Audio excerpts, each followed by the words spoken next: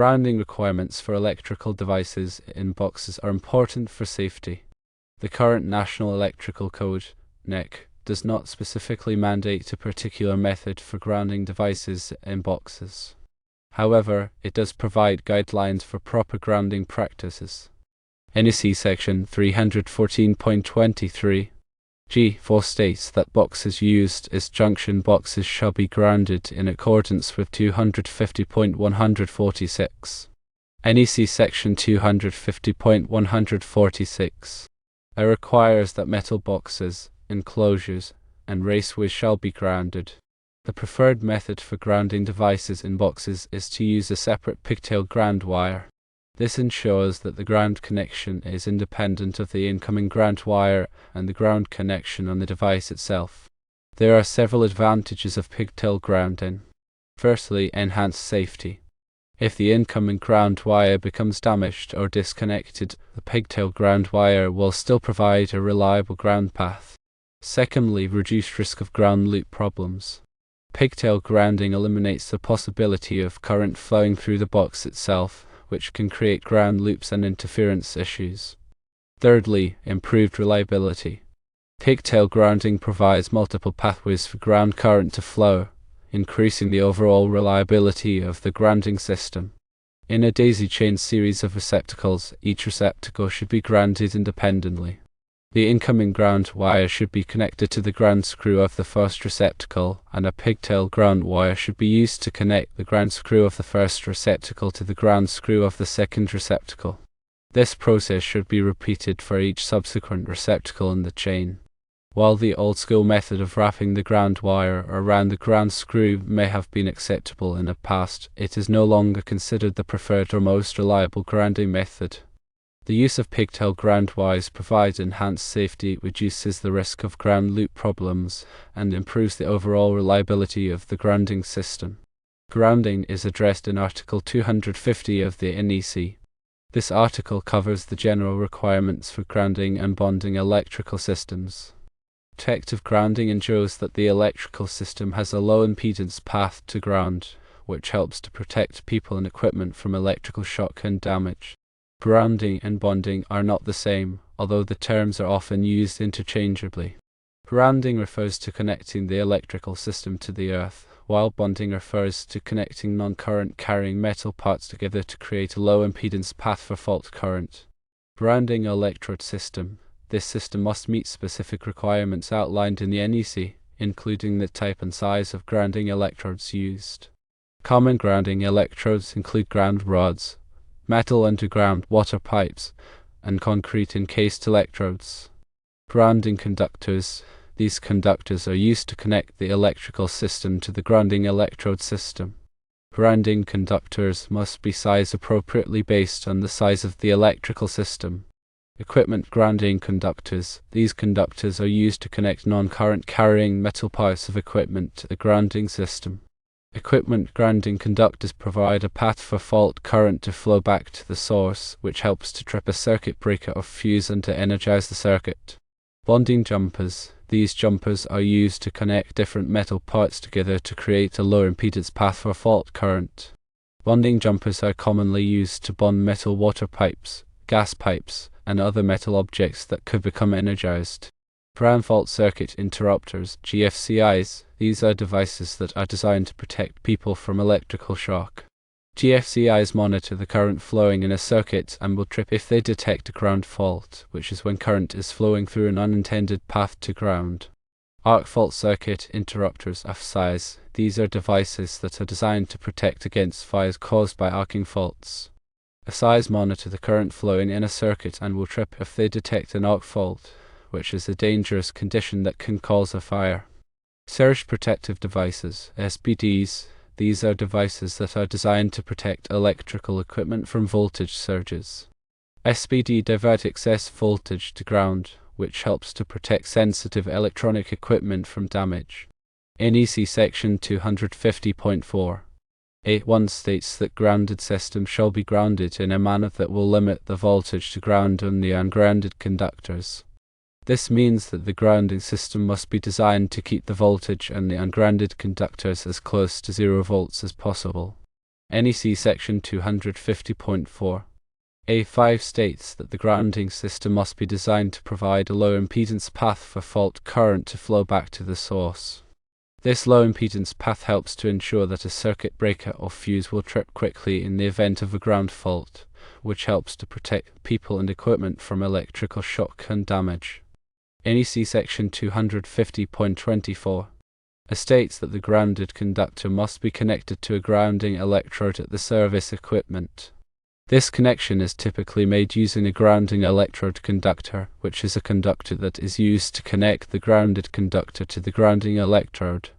NEC Section 250.28 covers the requirements for bonding metal enclosures and raceways. This section requires that metal enclosures and raceways be bonded together to create a continuous electrical path. This bonding helps to ensure that fault current will flow back to the source in the event of a ground fault.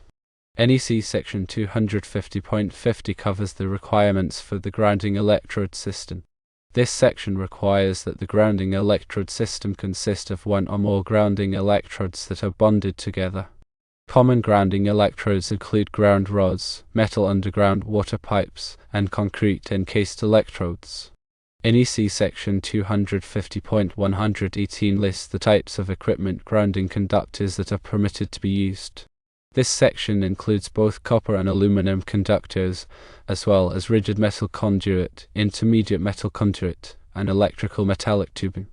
NEC Section 250.130 covers the requirements for equipment grounding of cord and plug connected equipment.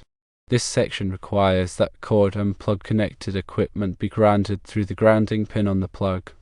NEC Section 250.146 covers the requirements for connecting the equipment grounding conductor to the equipment grounding terminal. This section requires that the equipment grounding conductor be connected to the equipment grounding terminal in a manner that will ensure a reliable electrical connection. NEC Section 314.4 covers the requirements for the grounding of metal boxes. This section requires that metal boxes be grounded in accordance with Article 250. NEC Section 406.4 covers the requirements for the grounding of receptacles. This section requires that receptacles be grounded in accordance with Article 250. When installing electrical equipment, it is important to follow all of the applicable requirements of the NEC. This will help to ensure that the electrical system is safe and reliable. Firstly, always disconnect the power before working on any electrical equipment. Secondly, use the correct tools and equipment for the job. Thirdly, follow all of the manufacturer's instructions. Fourthly, if you are not comfortable working on electrical equipment, hire a qualified electrician. Grounding is a critical safety feature in electrical systems.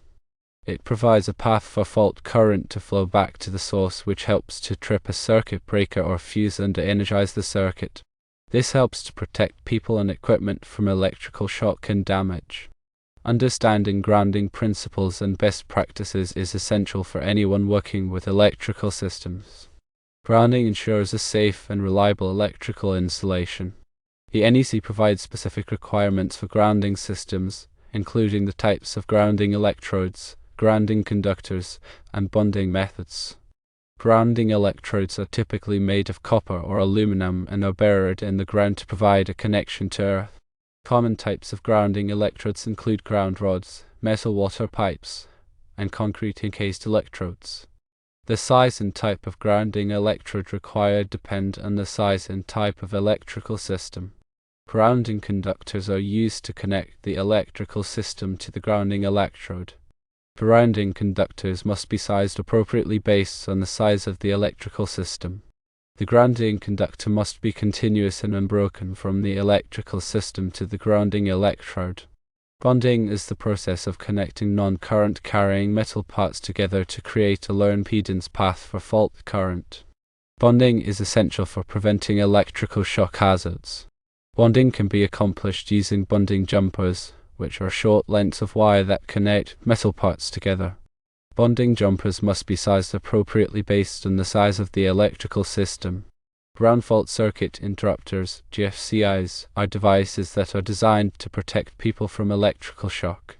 GFCIs monitor the current flowing in a circuit and will trip if they detect a ground fault.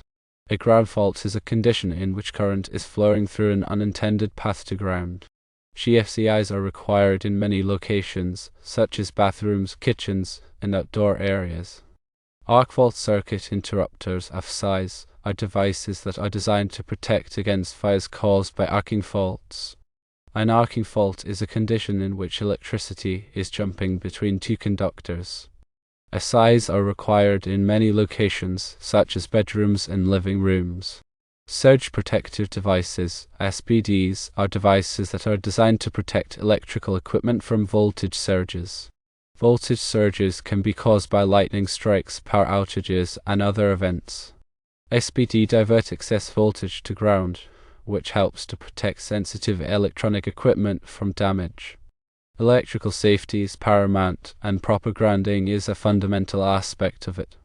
Understanding and adhering to the NEC grounding requirements is crucial for ensuring the safety of electrical installations. Always consult with a qualified electrician for any electrical work to ensure compliance with local codes and regulations.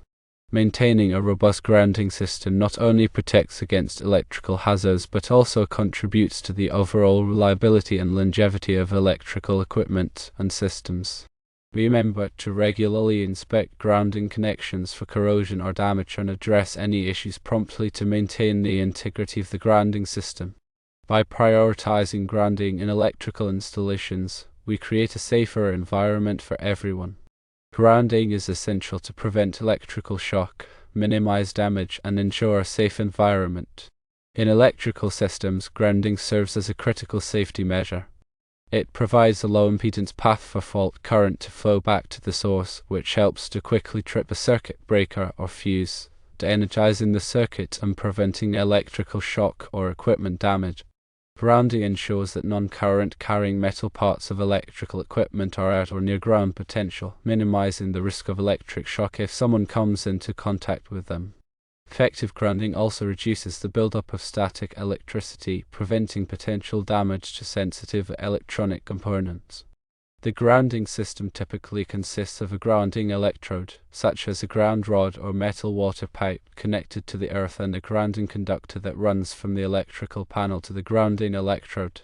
Grounding conductors must be properly sized and installed to provide a reliable path for fault current. Bonding involves connecting all non-current carrying metal parts of an electrical system together to create a continuous electrical path. This includes metal conduits, enclosures, and equipment frames. Bonding ensures that all metal parts are at the same electrical potential, reducing the risk of electric shock. Bonding jumpers are used to connect different metal parts together and must be sized appropriately.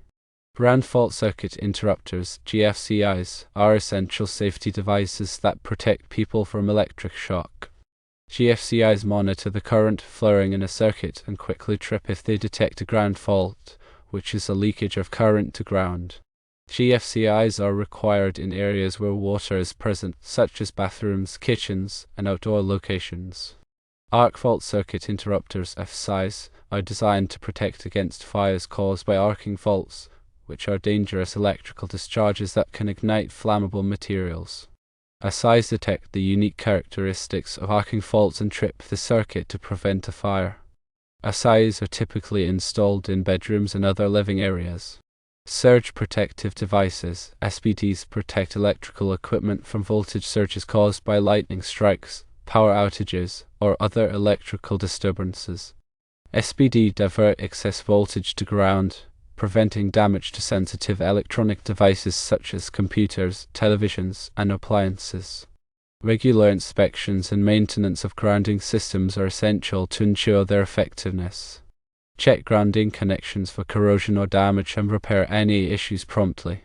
Test GFCIs and FSIs regularly to verify that they are functioning properly. A qualified electrician should perform any necessary repairs or upgrades to the grounding system. Adhering to the National Electrical Code, NEC, is crucial for ensuring electrical safety. The NEC provides comprehensive guidelines for grounding, bonding, and other electrical safety measures. Local electrical codes may also have additional requirements that must be followed. Proper grounding, bonding, and the use of safety devices such as GFCIs and FCIs are essential for protecting people and property from electrical hazard. Regular inspections and maintenance of electrical systems are crucial for ensuring their safety and reliability. Always consult with a qualified electrician for any electrical work to ensure compliance with codes and regulations.